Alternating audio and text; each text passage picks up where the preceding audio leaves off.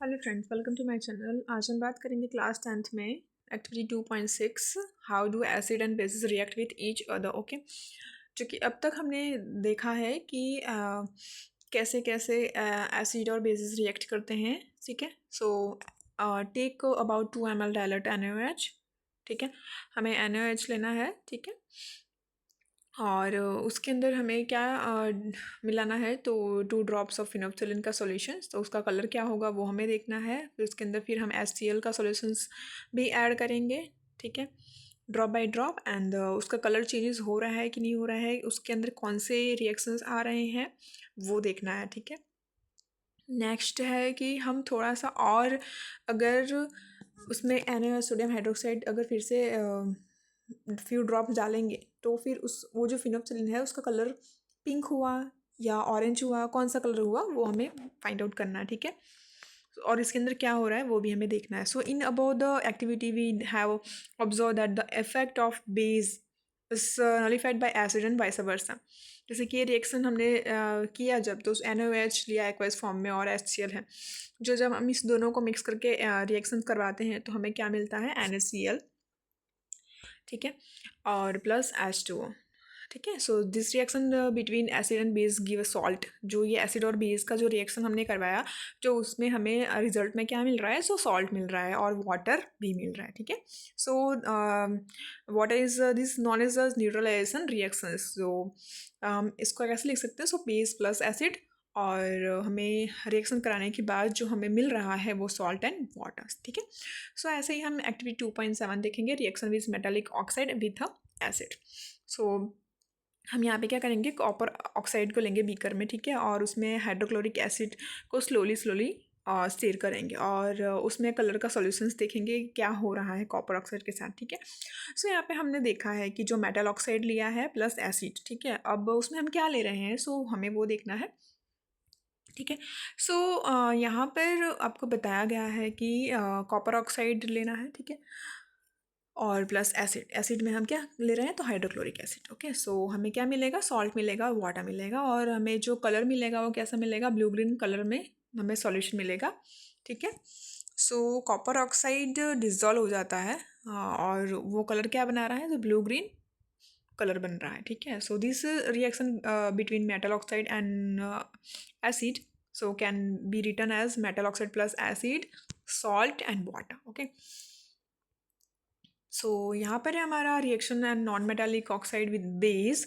सो आपने देखा कि जो रिएक्शन है carbon dioxide and calcium hydroxide, इसका मतलब कि लाइम वाटर भी होता है। सो एक्टिविटी 2.5 में हमने देखा। ठीक है, so calcium hydroxide which is a base. Okay, so react with carbon dioxide to produce a salt and water. जो कैल्शियम हाइड्रोक्साइड है वो क्या है, एक बेस है, तो वो अगर रिएक्ट करता है कार्बन डाइऑक्साइड के साथ तो फिर वो क्या प्रोड्यूस करता है, सो सॉल्ट एंड वाटर हमें प्रोड्यूस करता है। ठीक है, सो since this is a similar to the reaction between a base and acid, so we can conclude that non-metallic oxide are acidic in nature. Okay, so ये कुछ questions हैं। ठीक है, so यहाँ पर हम देखेंगे 2.2 what do all acid and all bases have in common। क्या कॉमन है सारे एसिड्स में और सारे बेसिस में। ठीक है, सो हमें ये देखना है। सो यहाँ हमारा जो सेक्शन 2.1 दिया हुआ है, all acids have similar chemical properties, what leads to these similarity in properties. Okay, so we saw in activity 2.3 that all acids generate hydrogen gas on reacting with metals. So hydrogen seems to be common to all acids. Let us perform activity and the investigate. ठीक है, तो यहाँ पे हम activity 2.8 देखेंगे। यहाँ पे पहले सबसे पहले देखेंगे कि फिगर 2.3 दिया हुआ acid solution in water conducts electricity. ठीक है, सो यहाँ पे क्या करना है, हमें ग्लूकोज सॉल्यूशंस में ग्लूकोज, अल्कोहल, हाइड्रोक्लोरिक एसिड या सल्फ्यूरिक एसिड, आप कुछ भी ले सकते हैं। 2 नेल्स लेने हैं और nails of on a cork, place the cork in the 100 ml beaker. यहाँ पे आपको फिगर में दिखाई दे रहा होगा। ठीक है, connect the nails to 2 terminal of 6 volt battery में उसको कनेक्ट कर देना है। ठीक है, और bulb and the switch as now figures 2.3. so pure some dilute HCl in beaker, HCl भी हमको लेना है थोड़ा। Repeat the with dilute sulphuric acid, what do you observe, आपको क्या ऑब्जर्व करने को मिला एक्सपेरिमेंट से, ठीक है। Repeat the experiment separately with glucose and alcohol solutions. तो आपने उसके साथ क्या ऑब्जर्व किया वो देखना है कि सारे के सारे केसेस में क्या वो बल्ब ग्लो कर रहा है कि नहीं कर रहा है, वो हमें देखना है। ठीक है। So the bulb will start glowing in cases acid.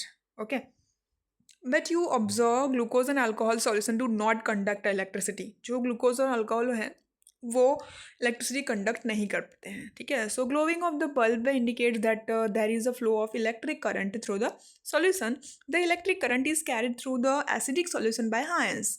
So acid contains H plus ions as a cation and anion Cl minus. Okay, so in HCl, NO3 minus, and HNO3, SO2, H2SO4, CH3, COO minus. So ये सारे के सारे जो है cation present in the acid in H plus. So ये क्या suggest करता है? So acid produce hydrogen ions. Okay, so in responsible for the acidic properties. So ये हमें ये बताता है। ठीक है।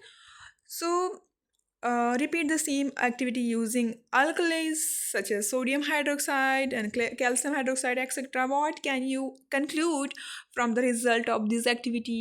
आप इसमें क्या देखेंगे, क्या रिजल्ट कंक्लूड करेंगे जब हम इसको ही alkalis के साथ करेंगे, और हम आगे देखेंगे कि क्या हो रहा है, what happens to an acid or base in a water solution. Okay, so activity 2.9 हम बाद में देखेंगे।